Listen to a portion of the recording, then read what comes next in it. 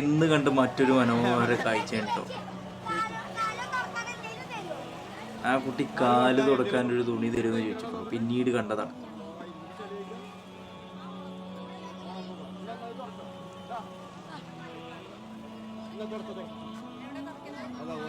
അങ്ങോട്ട് നോക്കേ, ഇത്ര മനോഹരമല്ല ഇതൊന്നും.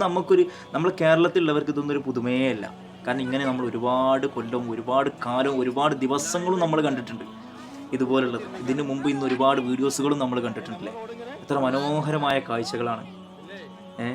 എന്തായാലും ആ കുടുംബത്തിന് എന്തെങ്കിലും ബുദ്ധിമുട്ടും പ്രയാസങ്ങളും ശാരീരികമായിട്ടും മാനസികമായിട്ട് അവർ അനുഭവിക്കുന്നുണ്ട് എന്നുണ്ടെങ്കിൽ ദൈവം അതെല്ലാം ശരിയാക്കി കൊടുക്കട്ടെ എന്ന് പ്രാർത്ഥിക്കുന്നു കേട്ടോ.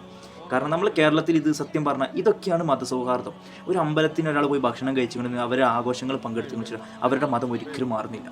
ഒരു നബിദിനത്തിനോ അല്ലെങ്കിൽ നമ്മളുടെ മറ്റെന്തെങ്കിലും ആചാരങ്ങളിൽ ഇവർ പങ്കെടുത്തിട്ടുണ്ടെന്ന് കരുതി അവരും മതത്തിൽ നിന്ന് അപ്പുറം പോകുന്നില്ല. ഇങ്ങനെയൊക്കെ ഉണ്ടാകുമ്പോഴേ നമ്മളെ നാട്ടിൽ നന്മ ഉണ്ടാവും. കാരണം വെറും നന്മ മാത്രം ആഗ്രഹിച്ചിട്ടാണ് ഇന്ന് ഒരുപാട് ഹൈന്ദവരായ സുഹൃത്തുക്കളും ഒരുപാട് ഹൈന്ദവരായ അച്ഛനമ്മമാരും നമ്മളെ മക്കൾക്ക് വേണ്ടി റാലിയിൽ പങ്കെടുത്തവർക്ക് വേണ്ടിയിട്ട് ഭക്ഷണവും വെള്ളങ്ങളും മറ്റുള്ള കാര്യങ്ങളൊക്കെ തന്നില്ലേ. എന്ത് ഉദ്ദേശമാണ് അവരുടെ ഉള്ളിലുണ്ടായിരുന്ന ആ ഉദ്ദേശമെല്ലാം ദൈവം നിറവേറ്റി കൊടുക്കട്ടെ എന്ന് മാത്രം പ്രാർത്ഥിക്കുന്നു കേട്ടോ. എന്തായാലും ഇന്ന് ഒരുപാട് മനോഹരമായ കാഴ്ചകൾ കണ്ട്, ഓണത്തിനും നമ്മൾ ഒരുപാട് കാഴ്ചകൾ കണ്ടിട്ടുണ്ട്. എന്തായാലും ഇത് എന്നും നിലനിൽക്കട്ടെ. ഇന്ത്യയിൽ മറ്റ് എവിടെ കാണാൻ കഴിയും നമുക്ക് ഇതുപോലെ? ഒന്ന് നിങ്ങൾ പറഞ്ഞു തരൂ.